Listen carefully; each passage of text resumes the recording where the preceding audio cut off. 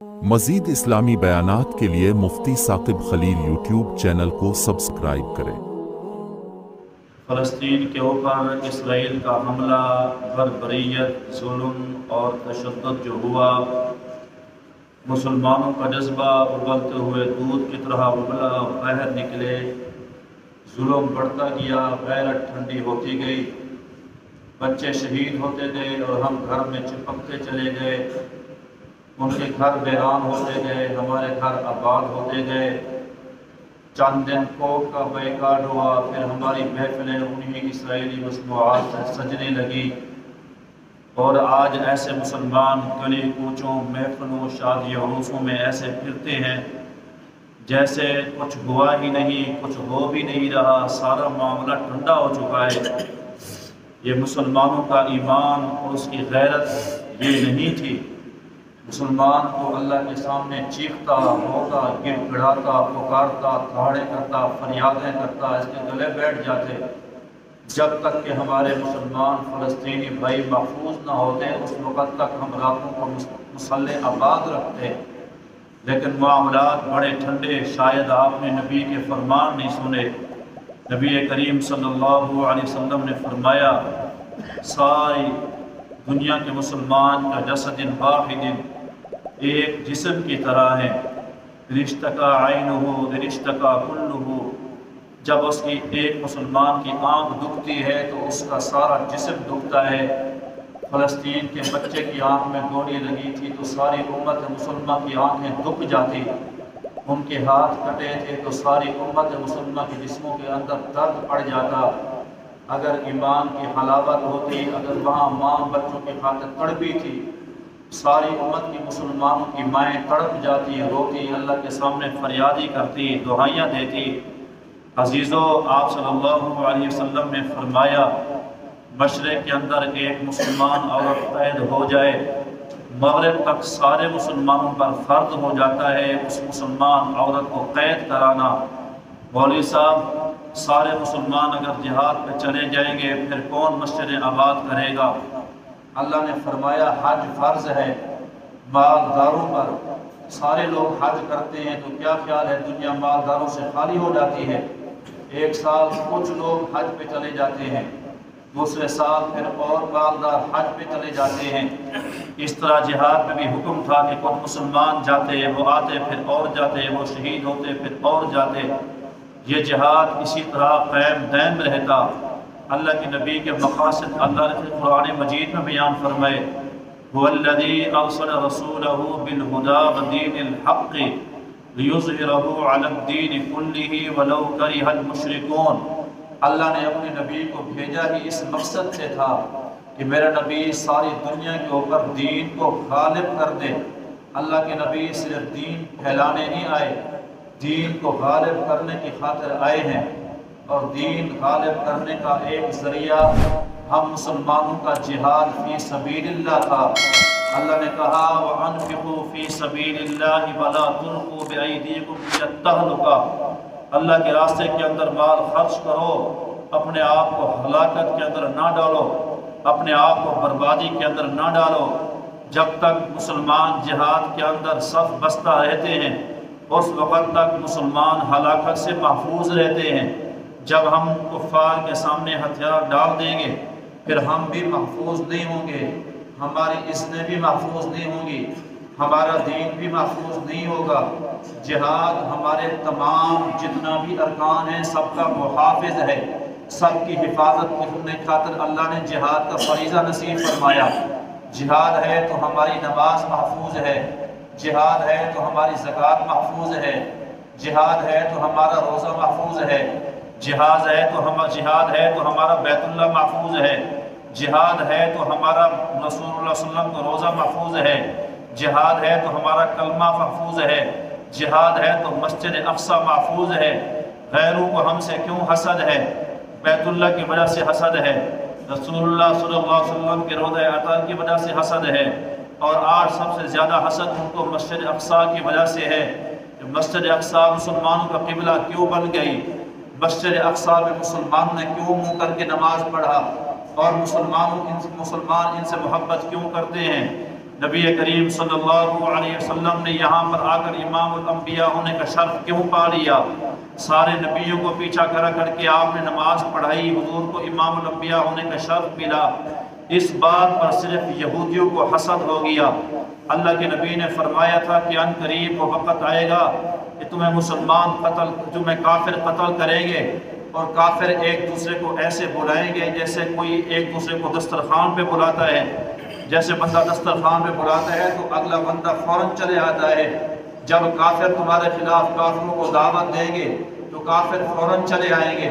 صحابہ کرام نے اللہ کے نبی سے پوچھا، محبوب مسلمان اس وقت کم ہوں گے؟ حضور کریم صلی اللہ علیہ وسلم نے فرمایا بہت زیادہ تعداد کے اندر ہوں گے۔ پھر محبوب کیا بات ہوگی کافر ہمارے خلاف آئیں گے؟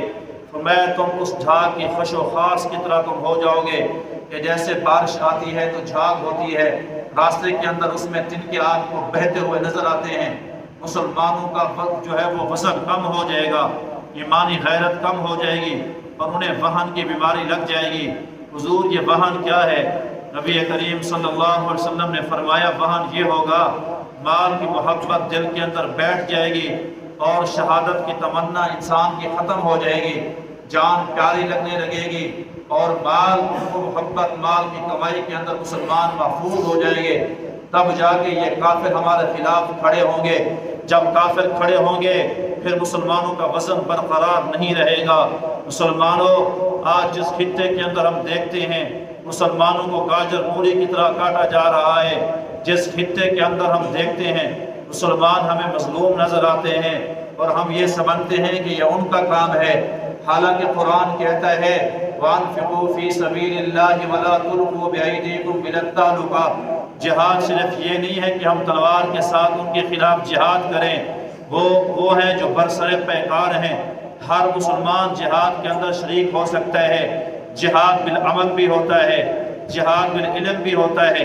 جس کو اللہ نے علم دیا ہے وہ علم کے ذریعے جہاد کرے، جس کو اللہ نے قلم کی طاقت دی ہے وہ لٹریچر لکھے، قلم کے ذریعے جہاد کو پھیلائے۔ جس کو اللہ نے زبان دی ہے وہ منبر پہ بیٹھ کے امت کو جہاد کا فریضہ بتائے کہ جہاد ایک اہم ترین فریضہ۔ اللہ نے سینکڑوں آیات قرآن مجید میں جہاد کے متعلق نازل فرمائی ہے۔ جہاد مسلمانوں کے اوپر فرض ہے۔ آج نماز کی فرضیت کا پتہ ہے، روزے کی فرضیت کا پتہ ہے، زکوٰۃ کی فرضیت کا پتہ ہے، پتہ نہیں ہے تو جہاد کی فرضیت کا پتہ نہیں ہے۔ نبی کریم رؤوف الرحیم صلی اللہ علیہ وسلم نے مسجد نبی میں کھڑے ہو کے عزیزوں کبھی بھی اپنی کسی ذاتی ضرورت کی خاطر اعلان نہیں کیا۔ ہاں اللہ کے نبی نے جہاد کی خاطر اعلان فرمایا ہے۔ جب بھی جہاد کی باری آئی نبی کریم صلی اللہ علیہ وسلم کھڑے ہوتے۔ اللہ قرآن میں کہتا ہے یا ایھا النبی حرض المؤمنین علی القتال، اے نبی جی ایمان والوں کو قتال کے اوپر ابھاریے۔ نبی کریم رؤوف الرحیم صلی اللہ علیہ وسلم صحابہ کرام کو ابھارتے تھے۔ چھوٹے چھوٹے بچے ایڑیاں اٹھا کر کھڑے ہوتے، اللہ کے نبی میری عمر پوری ہو گئی ہے، مجھے بھی جہاد کے اندر شریک ہونے کی دعوت دے دیجئے۔ اللہ کے نبی ان میں کشتی کرواتے تو ایک صحابی دوسرے کہتا کہ تیری عمر پوری ہے، تو نیچے آ جا، میں تیرے اوپر آ جاؤں تاکہ میں بھی جہاد کے اندر شریک ہو جاؤں۔ یہ جہاد کا جذبہ اس قدر تھا کہ باپ کہتا تھا کہ میں شریک ہو جاؤں، بیٹا کہتا تھا کہ میں شریک ہو جاؤں، لنگڑا ہوتا تھا تو عذر پیش نہیں کرتا تھا، وہ بھی شریک ہوتا، چھوٹا بھی شریک ہوتا، بڑا بھی شریک ہوتا۔ پھر نبی کریم صلی اللہ علیہ وسلم جہاد بالمال کا بھی ان کو حکم فرماتے۔ ایک قسم جہاد بالمال بھی ہے، بعض جگہ اللہ تعالیٰ نے جہاد بالمال کو پہلے ذکر فرمایا، جہاد بالجان کو اللہ نے بعد میں ذکر فرمایا، کیونکہ ہر وقت انسان جان کے ساتھ نہیں لڑ سکتا، لیکن مال کے ساتھ تو ہر انسان جہاد کر ہی سکتا ہے۔ وہ امیر بھی ہو تو کر سکتا ہے، غریب ہو تو بھی کر سکتا ہے۔ نبی کریم صلی اللہ علیہ وسلم فرمایا کرتے تھے کیونکہ عورتیں اس وقت جہاد میں اب بھی نہیں جا سکتی ہیں، بچے بھی جہاد میں نہیں جا سکتے ہیں، معذور بھی جہاد میں نہیں جا سکتے ہیں، تو آپ صلی اللہ علیہ وسلم پھر جہاد بالمال کی بھی ترغیب ارشاد فرماتے من جاہز غازیا فی سبیل اللہ فقد غزا، جس بندے نے کسی مسلمان مجاہد کو جہاد کا سر و سامان دیا گویا اس نے بھی میدان جہاد کے اندر جناب وہ لڑائی کی اور جہاد کیا، اللہ اس کو بھی جہاد کا ثواب نصیب فرمائیں گے۔ جس نے بھی مال کے ساتھ جہاد کی کوشش کی، اللہ کے راستے میں چندہ دیا اور اس سے کسی مسلمان مجاہد نے تلوار خریدی، نبی کریم رؤوف الرحیم صلی اللہ علیہ وسلم نے فرمایا کل قیامت کے دن وہ تلوار آئے گی، اس تلوار کو اللہ زبان عطا فرمائیں گے، وہ تلوار بولے گی اور کہے گی یا اللہ میں فلاں کی تلوار ہوں، فلاں نے اپنے پیسوں سے مجھے خریدا تھا، ساری زندگی میرے ساتھ جو جہاد ہوا کفار کی گردنیں کاٹی گئی، اللہ اس کا ثواب فلاں مسلمان کو نصیب فرما۔ بہت سارے تیر بھی ہوں گے جو آ کر گواہی دیں گے اللہ میں فلاں کے پیسے سے خریدا گیا، اس کا ثواب اس کو نصیب فرما۔ حضور نے فرمایا قیامت کی صبح تک یہ تیر جتنا کام کرے گا اس کام کے بقدر اللہ اس کی نیکیاں جمع فرمائے گا۔ قیامت کے دن مسلمانوں کی نیکیاں احد پہاڑوں کے برابر دکھائی دیں گی۔ پوچھا جائے گا یہ نیکیاں کہاں سے آئیں؟ اللہ پاک فرمائیں گے وہ تیر ہے جو تو نے خرید کے دیا تھا، یہ جہاد کے اندر جا کے لگا، استعمال ہوا، تیری نیکی کو اللہ نے بڑھا چڑھا کے احد پہاڑ کے برابر جناب تجھے ثواب نصیب فرمایا۔ مسلمانوں آج ہم اور کچھ نہیں کر سکتے ہیں تو یہ تو کر سکتے تھے کہ وہ جو مسلمان جن کے گھر مسمار ہو گئے، جو آج بغیر چھت کے سردیوں کے اندر نیچے پڑے ہوتے ہیں، وہ مسلمان بچے جو جناب آج پیاس کی بلبلاہٹ اور پیاس کی وجہ سے وہ خالی ٹوٹیوں کو، سوکھی ٹوٹیوں کو زبان لگا رہے ہیں، ان کے لیے ہم پانی تو میسر کر سکتے تھے۔ وہ بچے جو شہزادے جن کے ماں باپ شہید ہو گئے، کوڑا کرکٹ سے وہ کچرا چن چن کے کھانے پہ مجبور ہو گئے، ان کے لیے سامان تو بھیج سکتے تھے۔ نبی کریم رؤوف الرحیم صلی اللہ علیہ وسلم جب اعلان فرماتے قربان جاؤں صحابہ کے ایمان پہ، صحابہ کے جذبے پہ، ان کے پاس کچھ نہ تھا، ساری رات کافروں کے باغوں کو جا کر پانی لگاتے اور ڈول کھینچ کے پانی نکالتے، پھر وہ کنواں چلا کے پھر وہ جناب ڈول اٹھا کر کھجور کے اندر ڈالتے، صبح کو جناب کھجور مزدور کی مزدوری کے اندر ملتی، وہ مٹھی بھر کھجور لے کر آتے، نبی کریم رؤوف الرحیم صلی اللہ علیہ وسلم کو دیتے۔ اللہ کے نبی اس پوری کھجور کو پورے کے پورے مال جہاد کے اوپر پھیلا دیتے، فرماتے تھے اللہ تبارک و تعالی ایک ایک کھجور کو 40 من کے برابر بڑھا چڑھا کے اللہ ثواب نصیب فرمائیں گے۔ وہ بھی سیدنا عقیل رضی اللہ تعالی عنہ تھے جس نے جناب آدھا سال آیا تھا، لوگ کہنے لگے ان اللہ لغنی عن صدقۃ ھذا، اللہ اس صدقہ غنی ہے کہ آدھا سال وہ 1.5 کلو 2 کلو کھجور لے کے آ گیا، 2 کلو کھجور سے کیا بنتا ہے؟ یعنی لوگ اتنا شوق کے ساتھ جذبے کے ساتھ لاتے کہ لوگ ان کے مال کو دیکھ کر حیران ہوتے۔ وہ بھی عورتیں تھیں جن کے پاس گھر میں کھانے کو لقمہ نہیں تھا، جن کے پاس پینے کو پانی نہیں تھا، وہ بیچاری مجبور تھی، لیکن نبی کریم رؤوف الرحیم صلی اللہ علیہ وسلم نے حی علی الجہاد کی آواز لگائی، مال جان کے ساتھ جہاد کرنا ہے، اور کچھ نہ ملا، سر کے بال کاٹ لیے، سر کے بال کاٹ کے ان کی رسی بنا لی، پاس اور کچھ نہیں تھا، یہ بالوں کی رسی بنائی ہے، یہ کسی مجاہد کو دینا جب میدان جہاد کے اندر جائے، گھوڑے کو اونٹ کے باندھنے کے لیے جب رسی کی ضرورت پیش آئے تو میرے بالوں کی بنائی ہوئی اس رسی کو استعمال کرے، اللہ میرا حصہ بھی جہاد کے اندر شامل فرمائے گا۔ نبی کریم رؤوف الرحیم صلی اللہ علیہ وسلم نے اعلان فرمایا، صحابہ فضائل سن چکے تھے کہ جہاد میں مال دینے کا ثواب کتنا ہوتا ہے، اس وجہ سے وہ تڑپتے تھے۔ جب حضور نے فرمایا لن تنالوا البر حتى تنفقوا مما تحبون، جو سب سے محبوب مال ہے اللہ کے راستے میں خرچ کرو، حضرت دحداح رضی اللہ تعالی عنہ نے وہ باغ دیا جو 600 کھجوروں کے اوپر مبنی تھا، سارا کے سارا مال اللہ کے راستے میں خرچ کرنے کا کہا نہیں، عملی طور پہ جا کر اس کو پیش کیا، گئے تو بیوی اندر تھی، گئے تو بچے اندر تھے، گھر بھی اندر بنایا ہوا تھا، فوراً کہا ام دحداح باہر آ جاؤ، گھر خالی کر لو، بچوں کو باہر نکالو۔ جب وہ عورت بچوں کو باہر لے کے آئی، کہا میرے سرتاج کیا ہوا؟ کہا اللہ کے نبی نے فرمایا محبوب مال خرچ کرو، میں نے سارا مال قربان کر دیا ہے، یہ سارا باغ اللہ کے راستے میں دے دیا ہے۔ دیکھا تو بچے کھجوریں چبا رہے تھے اور ان کی جھولیوں کے اندر کھجوریں تھی، وہ جھولی سے کھجوریں اٹھا کر گرا دی، وہ بچوں کے منہ کے اندر جو کھجوریں تھی وہ نکال کے گرا دی، کہا اب اس پر تمہارا حق نہیں ہے، یہ اللہ کے مہمانوں کا حق ہے۔ نبی کریم صلی اللہ علیہ وسلم کھڑے ہوئے، غزوہ تبوک کا موقع تھا جب روم کے خلاف بہت بڑی جنگ تھی اور بہت بڑی جنگ کا ماحول بننے والا تھا۔ نبی کریم رؤوف الرحیم صلی اللہ علیہ وسلم نے فرمایا تیاری اور کرنی ہے، جاؤ اپنی اپنی وسعت کے مطابق لے کے آؤ، सैयदना अबू बकर सिद्दीक रज़ी अल्लाह तआला अन्हु माल लाए, आपकी गठड़ी छोटी थी। सैयदना उमर बिन खत्ताब रज़ी अल्लाह तआला अन्हु माल लाए, गट्ठड़ बहुत बड़ा था। हज़रत उमर कहने लगे, ये पहले मौका था कि दिल के अंदर खुशी महसूस कर रहा था कि उमरा सारी ज़िंदगी सिद्दीक अकबर की नेकी से बढ़ नहीं सका, लेकिन आज अल्लाह ने तुझे मौका नसीब फरमाया। आज तेरा माल अबू बकर के माल से ज़्यादा है, आज तो बाजी ले जाएगा। मेरे महबूब करीम सल्लल्लाहु अलैहि वसल्लम ने अबू बकर की कुर्बानी को देखकर सवाब तब्दील फरमा दिया।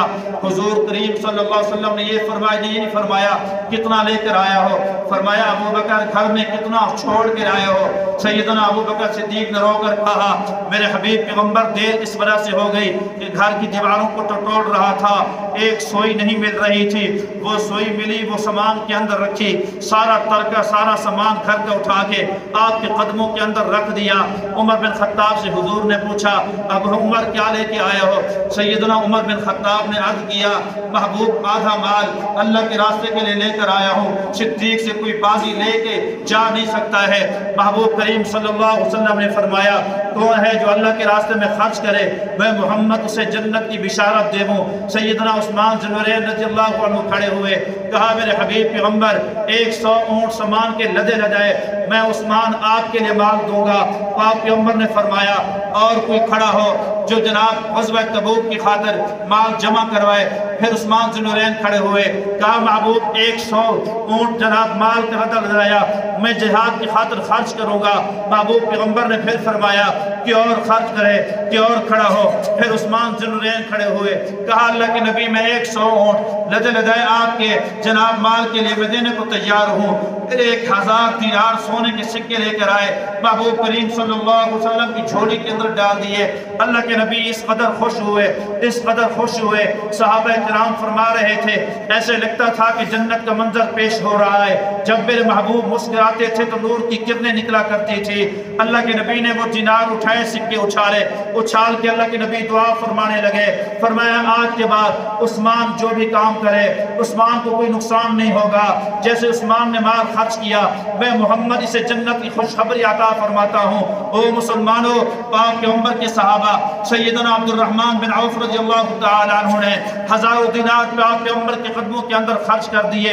अल्लाह के नबी का एक सहाबा, एक सहाबी जान माल कुर्बान करने वाला था, तब जाके अल्लाह ने उनको इज्जत अता फरमाई थी, अल्लाह ने उनको जिहाद का गलबा नसीब फरमाया था।